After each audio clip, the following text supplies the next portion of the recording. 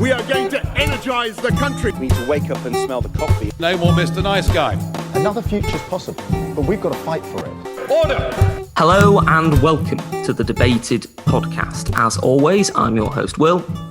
And in this episode, I'm delighted to be once again joined by Chris Clarke, who we spoke to earlier in the year about his book, Warring Fictions, which has just been recently released in a new edition from Penguin Books. It's released on Tuesday as The Dark Knight and the Puppet Master. Welcome back to the podcast, Chris. Thank you. Thank you for having me, Will.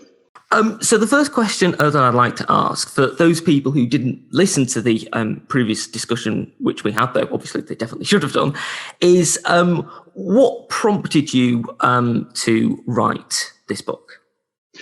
Well, the book was actually quite a long time, and as you say, it was originally out as Warring Fictions, and it was quite a long time in the making. But I think it first sort of came into my mind quite early in the Corbyn days, late 2015, early 2016 kind of time, because there was obviously a lot of disputes between these two wings of the Labour Party. And what I was really struck by in a lot of the conversations I was having with people who were more sympathetic to Corbyn than I was, but also by the debates I was seeing on TV, the debates I was seeing on social media, was that there was a real kind of a lot of non sequiturs and arguments missing each other, and a real sense of where do we actually disagree here. The kind of conventional reading was that the far left were very radical and left wing, and the centre left were much more kind of moderate and much more diluted progressive views. But I didn't really feel that was where it was coming from. It seemed to me that on the Corbynite left, there was a whole different analysis of society, really, and one which I couldn't particularly get on board with, ranging from some of the conspiratorial ways of seeing the world through to some kind of very ultra partisan views. So I really wrote the book because I wanted to look at this question of where the differences lay, and to make a different sort of argument, a different sort of critique of the far left and the Corbynite left, which said this is about something different. This is really about approach to politics far more than being about what you think the top rate of tax should be, for the sake of argument. Now, as I mentioned, the title of the book is The Dark Knight and the Puppet Master, and that's two of the three central myths that you deal with in the book. Just starting with The Dark Knight, for those who don't know what that refers to, what does that refer to? Yeah, in the book I focus on these three myths, which my view is that they kind of define what I call populist left thinking, and the kind of, certainly the thinking of the kind of Corbynite hardcore. And the three myths are the Dark Knight, the Puppet Master, and the Golden Era. And the Dark Knight is the first of them, and it's night as in night spelled with a K, so dark. It describes a kind of an immoral enemy. It's about really a politics which is boils everything down to good versus evil, or boils everything down to kind of spiteful and self-interested right-wingers versus virtuous and altruistic left-wingers. And what it leads to as an idea is to a kind of politics based on class war, on kind of relics of the Cold War, on the modern culture war.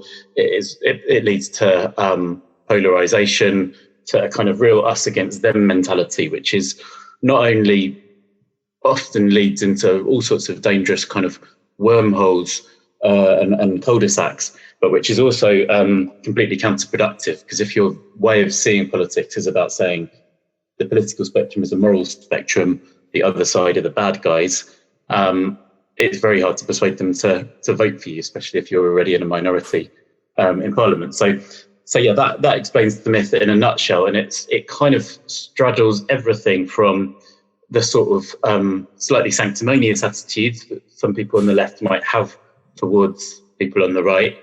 the kind of Tories are lower than vermin mug sitting on the shelf, right through to the kind of ultra partisan readings of the Middle East, or the kind of instinctive support for Russian policies for sympathy for Russia on the basis that they're kind of ultimately the good guys.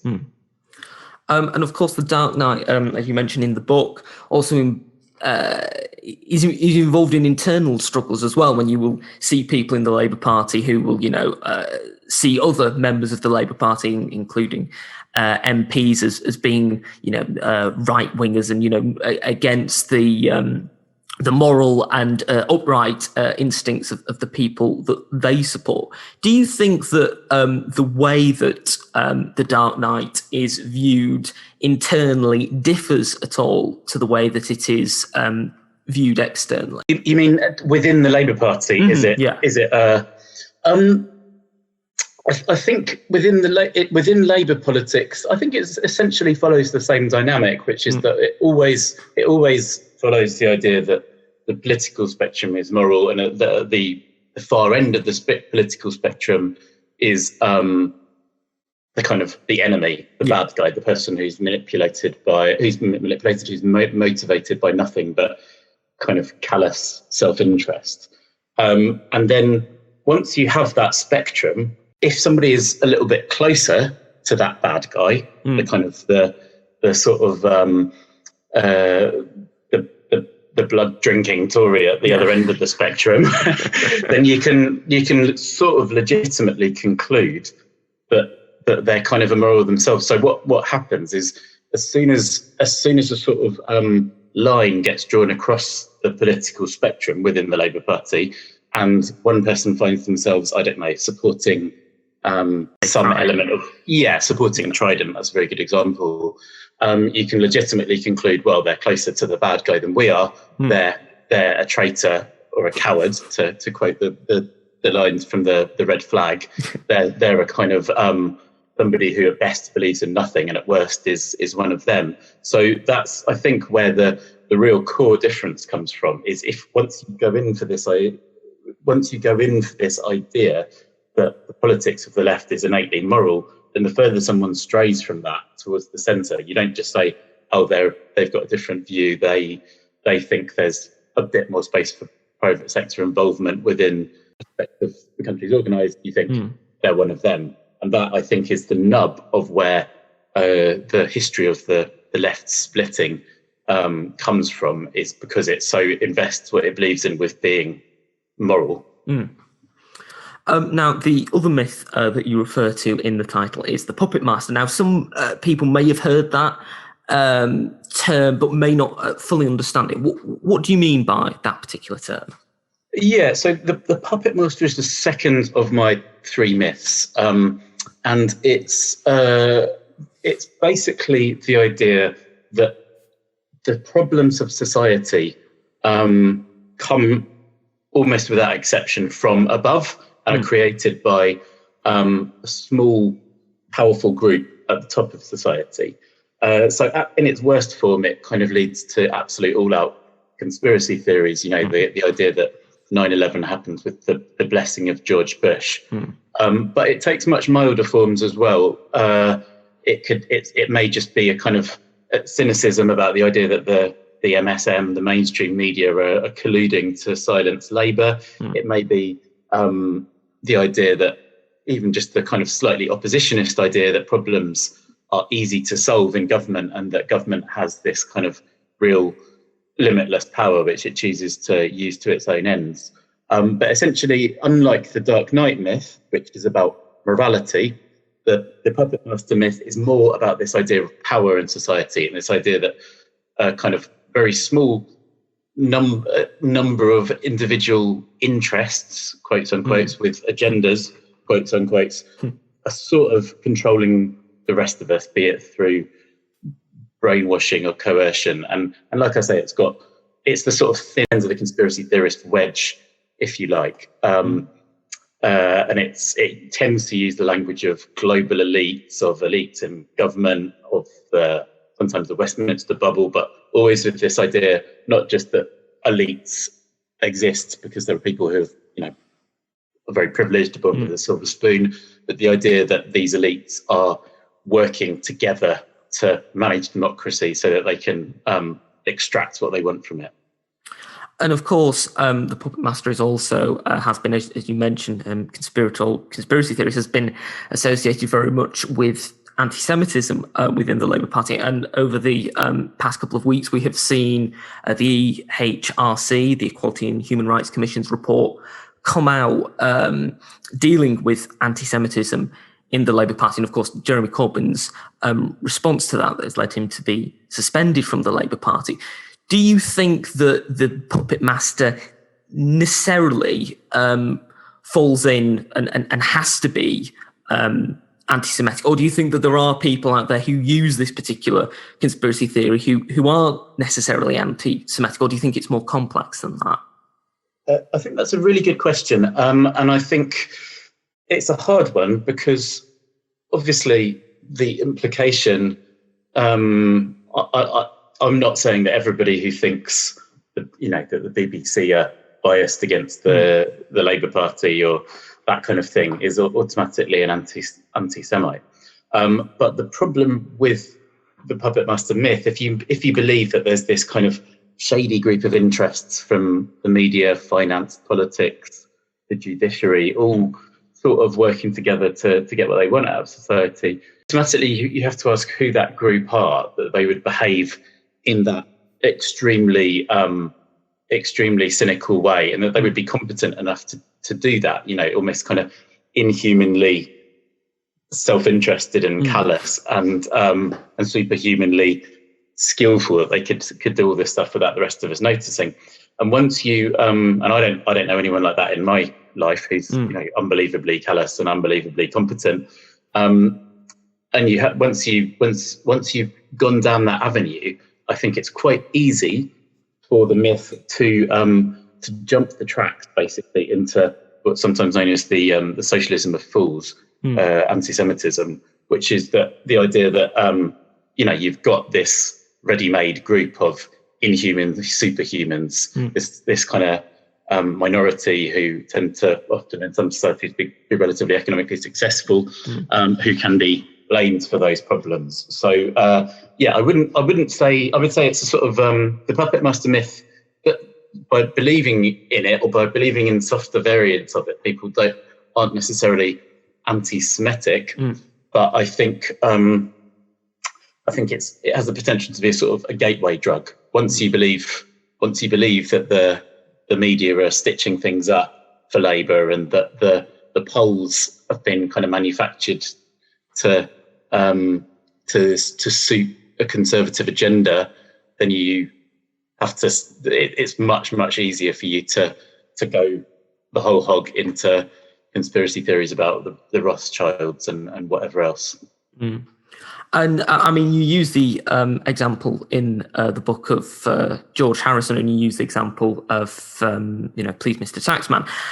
Do you think that this is something that doesn't just stay on the left? I'm thinking of the US presidential election and Donald Trump's complaints that, that somehow it was rigged against him and somehow it was the vicious Democratic establishment that have stolen the election from him. Do you think that as a myth that this is more applicable to both the left and the right than the others, or do you think that all of the myths work both on the far left and the far right? That's an interesting question. I think ultimately, all three of the myths that I look at have a kind of almost perfect mirror image on the populist right. So Trump clearly is absolutely someone who buys into the Dark Knight idea of there being this kind of immoral, un-American group within society who are kind of enemy within. And his politics absolutely buys into the conspiracy theory mentality. If you watched his speech late last night, it's quite extraordinary. But what he was really going in for was the kind of puppet master idea. I think that some of the props are different, if you see what I mean. Yeah. It might be that he's blaming a liberal elite, whereas the left is blaming a global elite, or it might be that he's blaming a kind of the liberal press, the liberal media, whereas we're blaming the left's blaming the right-wing press. And there's clearly a different sense of kind of what that elite looks like and things like that. But ultimately, I think that both sides draw on this idea in very much the same way, to suggest that there's this small group keeping their majority, the popular will, the people down. And I think that probably the only real difference is that the populist right are a bit better at it. If I'm honest, it seems to be that it's the Trumps of this world or the Dominic Cummings of this world who are really able to squeeze political and electoral mileage out of the myth to a far greater extent than the populist left are. So part of my argument in the book really is arguing that even from the point of view of our own self-interest, we on the progressive side of politics need to reject these myths because they don't work. Apart from anything else, we're just not as good at them. The third myth that you deal with is the golden era. Now, what do you mean by the golden era? Yeah, the golden era is the third myth, and it's the one that's not. It's not in the title of the newly published book, just because I think it would be a little bit long. But it's the idea of decline. It's the idea that there was a kind of original socialist moment, an original socialist ideal or original socialist society that existed at some point in the past, which has gradually been corrupted by modernity. So at the moment, the main idea is that it was the post-war years. This New Jerusalem was built by the Attlee governments and then slowly dismantled, and we're sort of driving towards this right-wing dystopia. So that's the nub of the idea. Is it's this sense of everything going in the wrong direction, and it's a myth which is not without truth in that yes, there has been very big post deindustrialization in parts of the country and things like this, but it simplifies it down to this kind of almost quite nihilistic, everything's getting worse. We need to have we need to take drastic action. We need to do something extreme sort of way of thinking.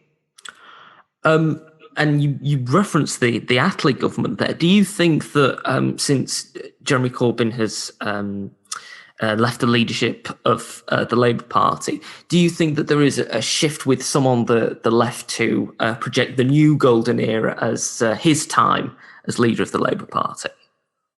With Keir Starmer, you mean? Yeah. Yeah.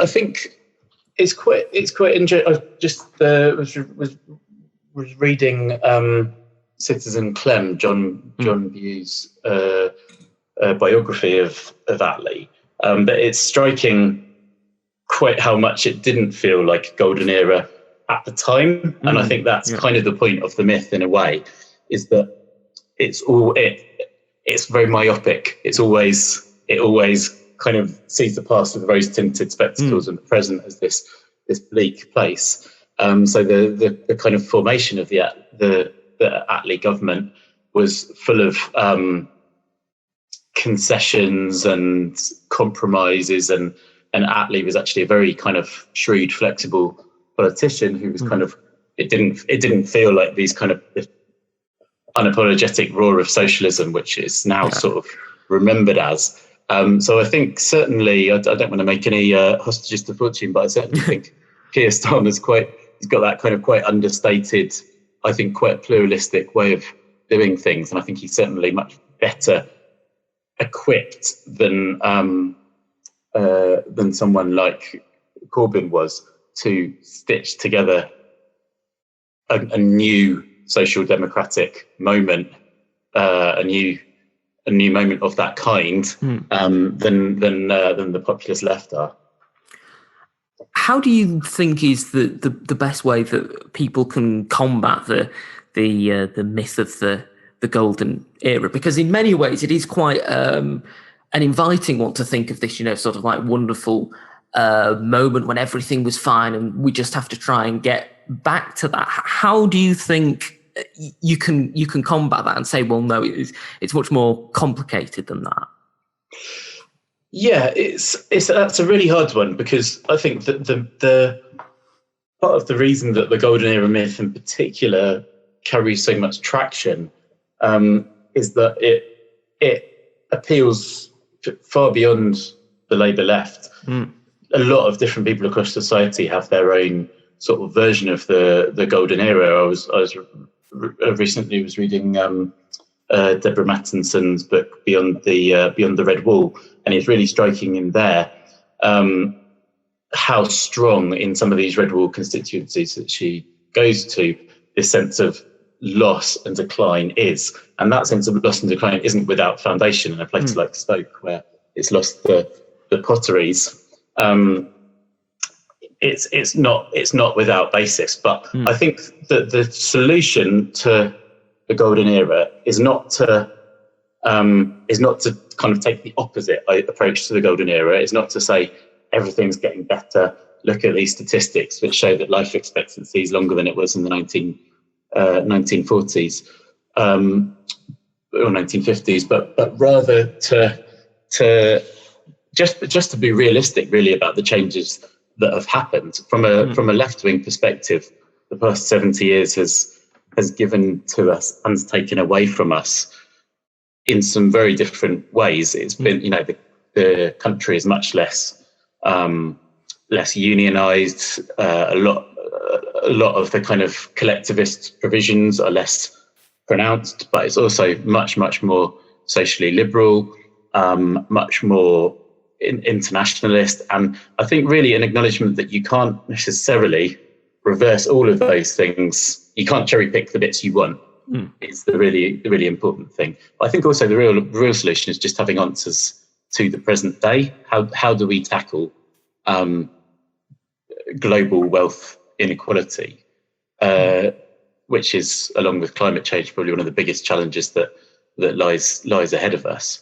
The solution is not going to be through pulling the same national levers that Clement Attlee government were able to pull. So I think it's finding the answers to the future is probably the biggest fix. And we've obviously mentioned Keir Starmer, and in the book you talk about the almost fight between more pragmatic people in the Labour Party and those more going to the populist side. Do you think that Starmer is much more on the pragmatic side, and do you think that the policy agenda that he's beginning to put forward now, like the speech of the CBI, where he said that he wanted to be pro-business, but he still said that businesses had to step up to the plate. Do you think that he is much more pluralist and pragmatic than Corbyn was? Absolutely, yeah. I've actually been quite impressed with how good he's been in terms of really understanding the need to reach out and really trying to break Labour out of that quite narrow sectarianism that I think it had allowed itself to become funneled into during the past 5 years, and perhaps even before that. And I think the thing that's particularly impressive with him, and why I think he probably offers a better chance than a lot of people of actually scotching some of the golden era stuff, is that his focus is on the substance of the policies, I think, that can actually change this stuff. And he's not being drawn into a lot of the culture war type stuff, which is absolutely, I think, just toxic in terms of it. Being dragged into the culture wars immediately means that you're taking sides on things that are actually quite trivial issues in the grand scheme of things, like Winston Churchill's legacy or something like that, and in the process alienating huge parts of the electorate. And Starmer hasn't fallen into that rabbit hole at all, really, from what I can see. He's been determinedly focusing on the the policy substance, and it's potentially quite dry in terms of he's not throwing red meat to his own side in the way that Corbyn was, or in the way that someone like Boris Johnson does on the other side of the spectrum. But he's, I think, it's probably much more likely to be able to come up with the right answers. We're coming towards the end of the podcast. It's been great to speak to you, Chris, as it always is. And I have one final question for you. We've just entered another national lockdown in the UK to the 2nd of December and possibly after that. And of course, that means, we have to stay home and aren't able to do the same amount of things that we would have been able to do previously. So my question to you is, what one thing are you most looking forward to being able to do, either when the lockdown ends or when we get back to more of a semblance of normality?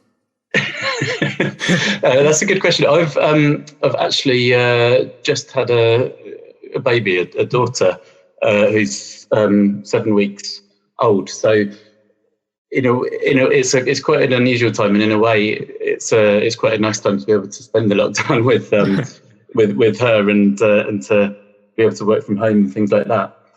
So that's a nice element of it, really. I suppose on a completely basic day-to-day level, I'm looking forward to being able to play football again, which is something I've barely been able to do at all. I used to play five-a-side every week in East London, where I live, and that's been basically impossible for the great majority of this year. And it's just quite a simple pleasure that you really appreciate when you're cooped up in the house on a Wednesday night. Well, hopefully you'll be able to get out and play five-a-side soon. For people who would like to read the book, where should they go to find copies of it? And if they want to find out more about yourself, where should they go? The book is published by Penguin and is available on most online platforms, online book-selling platforms. And it's and there's also my website for the book, which is warringfictions.net. Goes by the old title of the book, Warring Fictions, but warringfictions.net. It's got quite a lot of bits of media and kind of blogs and things like that I've written around it. Excellent. Well, thank you once again for coming on the podcast. I hope people, if they haven't already got a copy of the book, which they should do, but if they haven't already, go out and get a copy of it. Thank you once again for coming on the podcast. Brilliant. Thanks a lot for having me. Cheers. Thank you for listening to this episode of the podcast. If you've enjoyed it, you can subscribe to us on iTunes, Spotify, Podbean, and Amazon Music. You can also follow us on Twitter, @DebatedPodcast, like us on Facebook, Debated Podcast, and if you'd like to get in touch with us, whether about appearing on an episode of the podcast or commenting on an episode that you've listened to, you can do so at thedebatedpodcast@gmail.com. Thank you for listening. I hope you listen to the next one.